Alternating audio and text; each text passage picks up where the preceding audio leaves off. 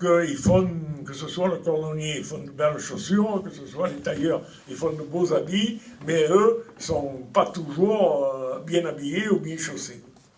Et là, ce tailleur-là, il avait, c'est encore une métaphore, ça, il avait tous les jours sa femme sur le dos, hein, qui lui disait, mais enfin, regarde comment tu es vêtu, tu ne peux pas te faire un bel habit, et alors je l'ai dit, c'est, ouais, hein, en boucle encore, hein, tous les jours la romance, la viole, que finalement il s'achète un beau tissu, et coupe-taille,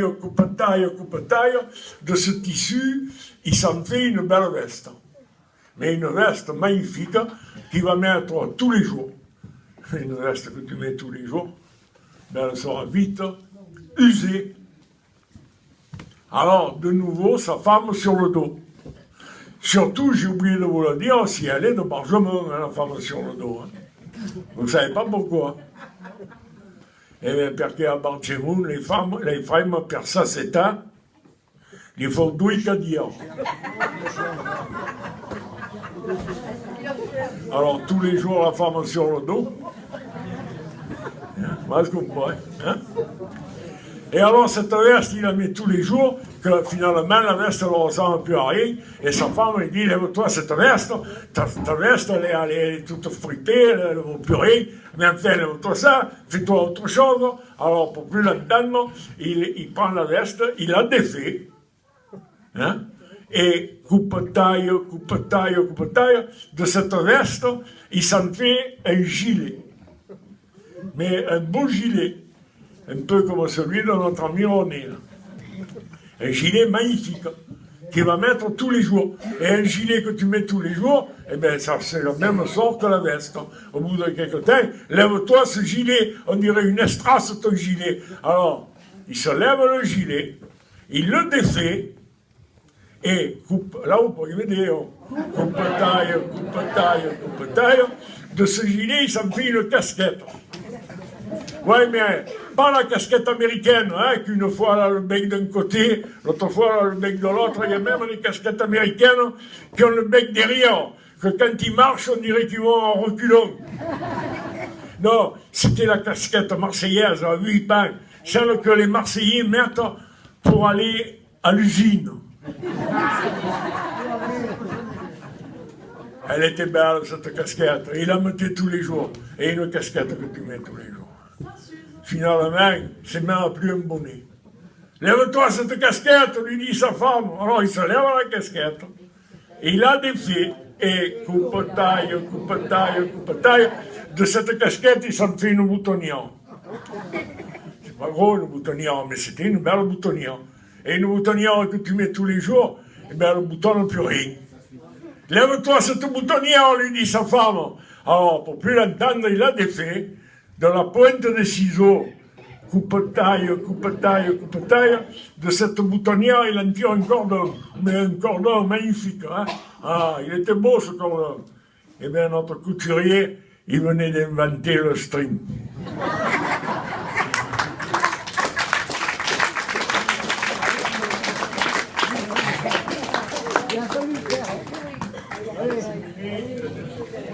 Allez, dernier poème et après on se sépare.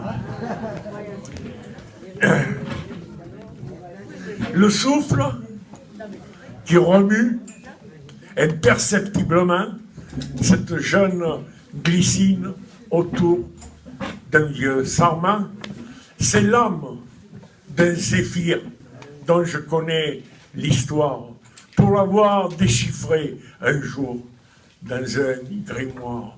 Donc, jadis, un zéphyr, flânant, musant, rêvant, entra dans un très vieux castel en coup de vent. Et léger, étourdi, frôla de son haleine une enfant de 16 ans qui filait de la laine. Ses yeux étaient du bleu de ce lac languissant dont il avait ridé la surface en passant, sentit qu'il n'aurait plus désormais d'autre reine que l'enfant de 16 ans qui filait de la laine. Et dès lors, la fillette entraîna sur ses pas un amant éperdu qu'elle ne voyait pas. Et lui fut tout heureux de pouvoir être encore l'amoureux inconnu qui passe et qu'on ignore.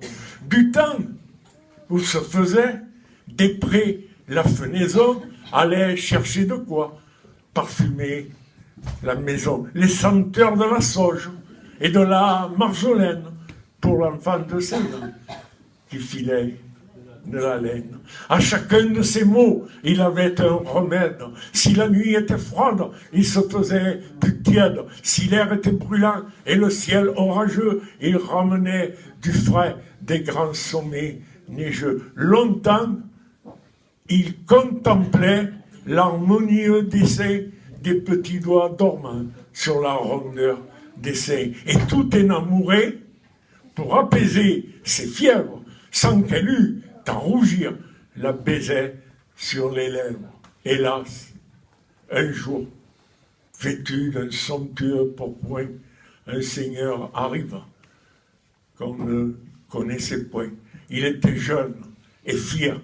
Il venait d'Aquitaine pour épouser l'enfant qui filait de la laine. Après de grands saluts et de compliments vagues, on parla mariage, on échangea des bagues, des perles, des colliers. En souffle de tempête, le zéphyr se rua sur le castel en fête.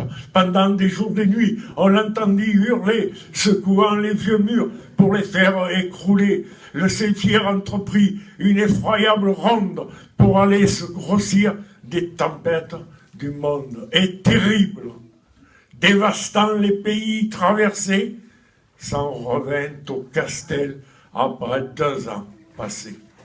Il allait l'emporter comme un fétu de paille quand, dans les flancs joyeux de la frêle muraille, plus facile à briser qu'un tout petit rosier, il vit un nouveau-né dans un berceau d'osier. Et vaincu, désarmé, par l'amour triomphant, il rendit l'âme en soufflant sur un moulin d'enfant, exhalant à la fois et sa vie et sa haine au pied de la maman qui filait de la laine. Merci.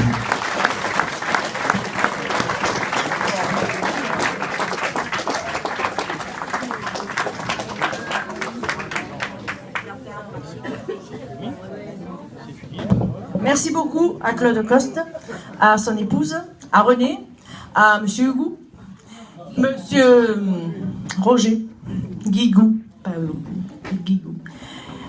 Il reste encore quelques desserts, si vous voulez venir piter dans ce que vous aimez. Moi, je voulais juste vous donner une information. Demain après-midi, à 16h à la salle Frédéric Mistral, il y a un concert de chorale avec la chorale de Seyon, la chorale de Tourbe et la chorale de Pruriac avec Michel, qui chantera aussi. Donc voilà, l'entrée est libre, demain 16h, Mistral. Merci donc aux animateurs pour cette soirée et j'espère que vous avez passé une bonne soirée. Et avant de